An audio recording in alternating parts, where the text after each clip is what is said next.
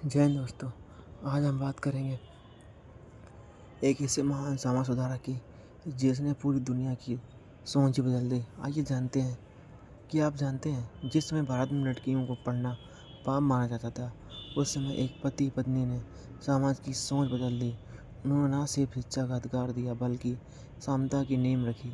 ये कहानी महात्मा ज्योतिबा फूले और उनकी पत्नी सावित्रीबाई फूले जो कि आज की प्रेरणा है। प्रारंभिक जीवन और शिक्षा। महात्मा ज्योतिबा फूले का जन्म 11 अप्रैल 1827 को महाराष्ट्र के पुणे में हुआ था।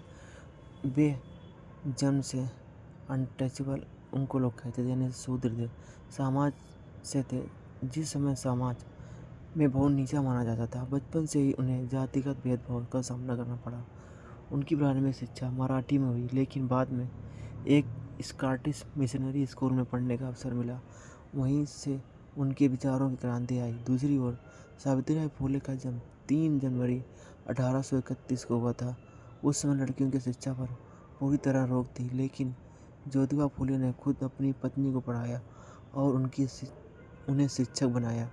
सोचिए, जिस समय महिलाओं को घर बाहर निकलने की अनुमति नहीं थी, उस समय सावित्रीबाई फूले ने किताब उठाई। ये अपने आप में क्रांति थी।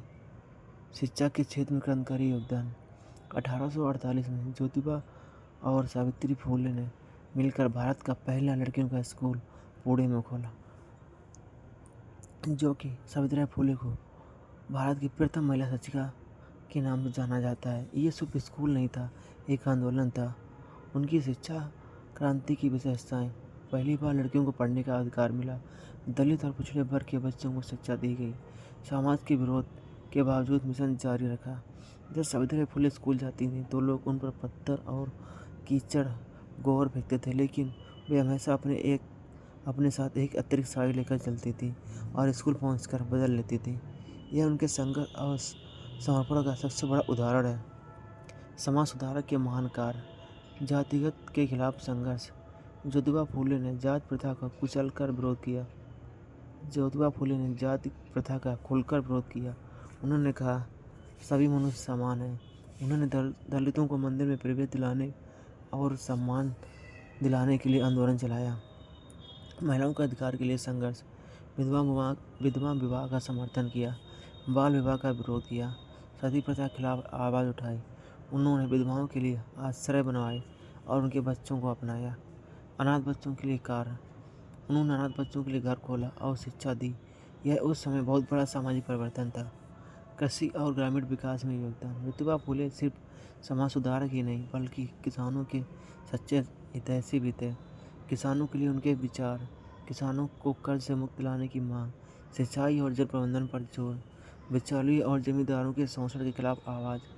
उन्होंने अपनी किताब किसान का कीड़ा में किसानों की समस्या को उजागर किया। उन्होंने बताया, असली भारत गाँव से बसता है और अगर गाँव मजबूत होंगे तो देश मजबूत होगा। सत्यशोधक समाज की स्थापना की। 1873 में ज्योतिबा फूले ने सत्यशोधक समाज की स्थापना की। उद्देश्य जाति भेदभाव खत्म करना, समानता भाईचारा बढ़ाना, बिना पंडितों के विवाह कराना। यह संगठन समाज की समानता की नींव रखने वाला सबसे बड़ा कदम था। उनके महान विचार। फिलॉसफी। ज्योतिबा फूले का मानना था, शिक्षा ही असली शक्ति है। समाज में सभी को समान अधिकार मिलने चाहिए। अंधविश्वास को, पाखंड को खत्म करना जरूरी है। Savitribai Phule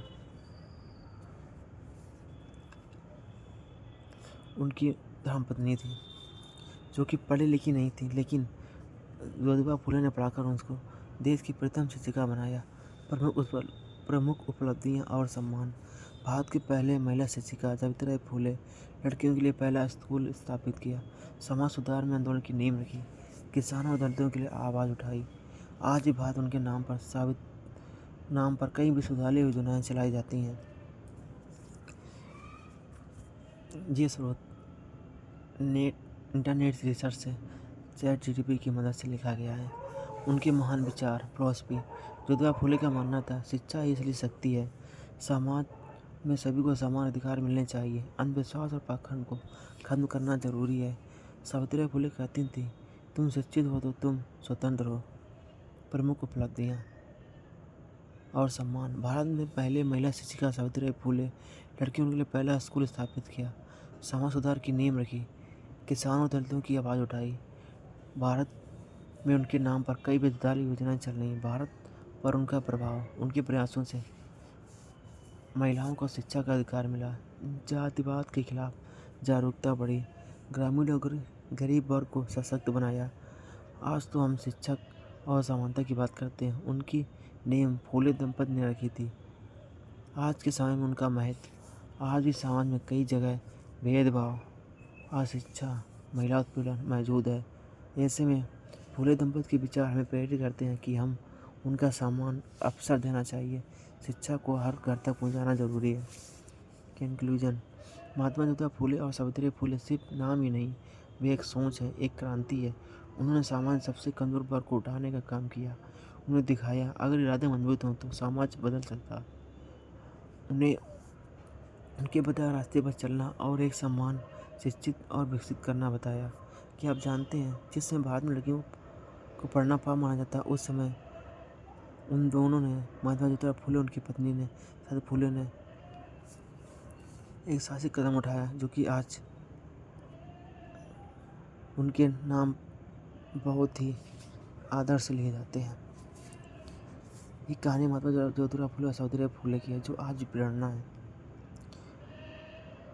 thanks for watching. फिर मिलते हैं नेक्स्ट वीडियो में। अगर वीडियो को अच्छा लगा लाइक करें, शेयर करो, चैनल को सब्सक्राइब जरूर करें।